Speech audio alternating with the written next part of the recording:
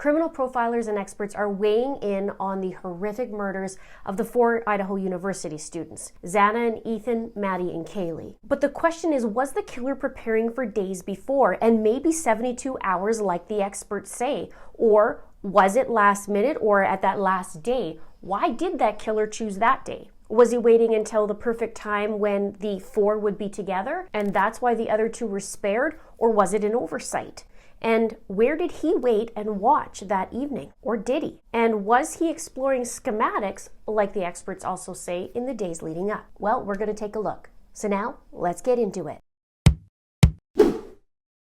Criminal profilers and authorities are saying that they feel it's male because of the energy and the strength it takes to do these stabbings, and all 4 of them. And as the profiler said, maybe the killer planned this 72 hours before. So I did a little search between the 9th and the 13th. The 12th is actually the night that everyone went out. Xana and Ethan went on their way, and then Maddie and Kaylee went on their way. The 13th, in the early morning hours, is when they were killed. Now I did a search, and if you see just between the 9th and 13th, you'll see that Xana was actually Googled quite a bit on November 12th, which is the night of the murders. And also you'll see Maddie Mogan, Ethan Chapin, and Kaylee were not.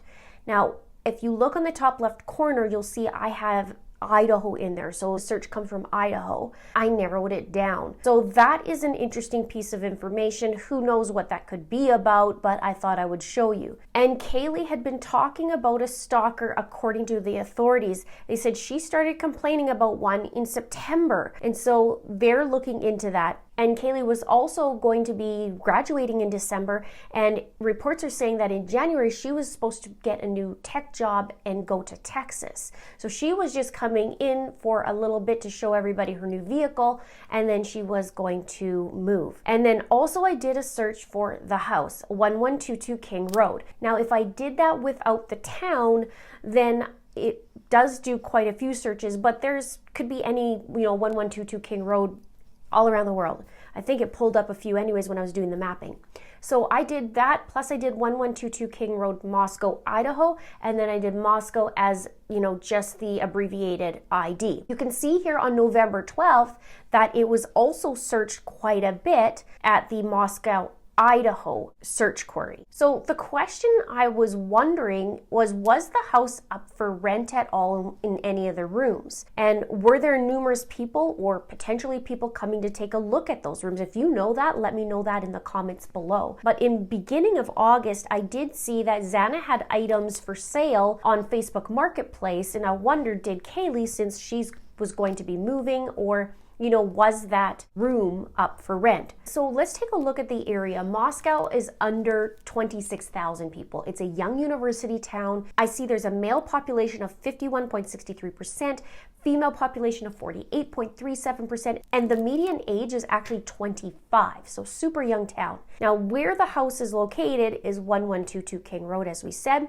It's located in the southwest quadrant of Moscow, and it is south of the university. The house itself is a 6-bedroom, 3-bathroom house. It has 3 floors. There's 2 bedrooms on each floor, and it's quite unique. It's almost 2,300 square feet. It was rented in June for $2,498 per month, according to the internet, and it is a unique layout. The kitchen is actually on the 2nd floor. So from piecing the information together, Maddie was on the top floor, and so was Kaylee. Now Maddie had a picture online that showed her in pink cowboy boots, and she had a big M in the window on the top floor. So we figured that out, that Maddie was on the top floor. Reports said that Ethan was found on the 2nd floor. We know he wasn't living there, but we know that he was in a relationship with Xana and that he had stayed the night. We also know the 2 roommates were unharmed, and it was said that they were staying on the 1st floor. There was also a TikTok of Kaylee that was shot in a room with a balcony, so that's believed to be her room. So the top floor is Kaylee and Maddie, the 2nd floor is Ethan and Xana, and then the 1st floor would be the other 2 roommates. Now the 2nd floor actually had an empty room, so this is where I was wondering if they were looking for more roommates, or it should have been empty. I guess we don't really know the full scope. Did this person perhaps come and take a look at this place if it was being rented out, and did they scope it out, or did he get his hands on the schematics like the profiler said? And now we have the floor plan, and we'll kind of go through that, and I'll show you, what it would be for him to go through the house. And even on Court TV talked about getting to the house. Chanley Painter was talking about it. She said you have to weave your way around. And when you look at the area where the house is and you kind of pan out, there's some main roads for sure, but it is kind of weaving in and out. And you have also the forested area, I should call it the botanical garden, and you have, a bunch of trees there too. So this person can go from anywhere. I mean, if we were looking at that, it would make more sense anyways to go from the back and not the front. There's so much open stuff, but you just never know. But we'll talk more about that in a minute. When the house was up for rent, it did say ideal setup for roommates with 2 beds, 1 bath on each level. So this house is a split level layout, which is very unique. It has the top floor, the middle floor, and of course is on a hill. And in Canada, we call that a walkout basement usually.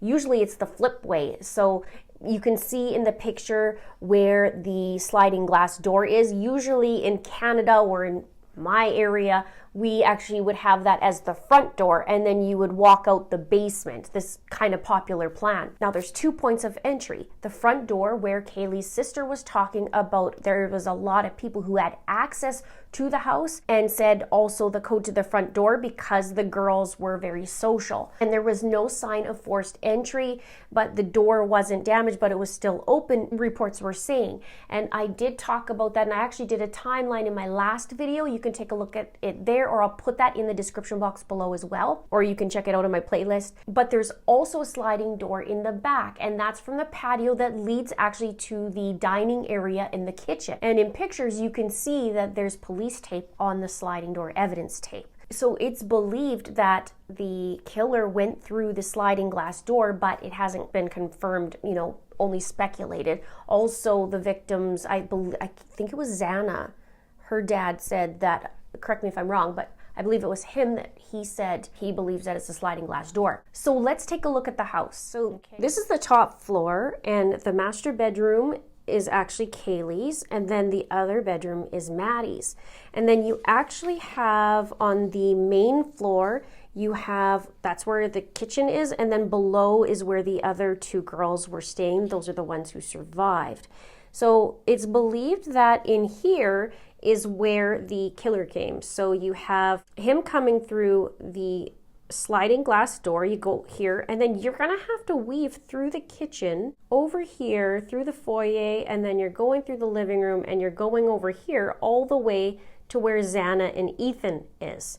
And then you're going backtracking, if that's where he went first, of course. Now this one here, this bedroom here, is the one that I believe would be empty. There's no one else would be there because Maddie and Kaylee would be up top, and then you have Xana and Ethan over here, and then downstairs is the 2 girls. So I'm wondering was that for rent or who was using that? That's a big question for me.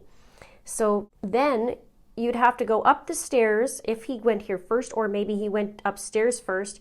I don't know, that's kind of more risky in my opinion, but then he would go up the stairs, and then you would look on here, and this is where he would come up the stairs, up, and then you either go left to go to Kaylee's or you go right to go to Maddie's. So this is interesting to me. Where would he go first? You kind of, it's risky all around, right? But I guess if you're, super angry, and I guess it's beyond angry, isn't it? But livid, and you come in there. And this is where there's a deck too. So this is on top of, you'll see the master bedroom is on top of where the kitchen is. So the kitchen is where that sliding door is, and then she has a deck also there up top. We've seen that also in clips.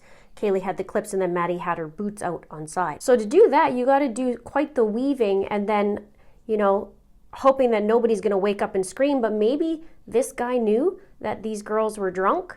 I'm not sure if Xana and Ethan were. You can let me know below, but he'd have, if they're passed out in the bed and you wait a certain amount of time until lights off, and then, you take a guesstimate and go in.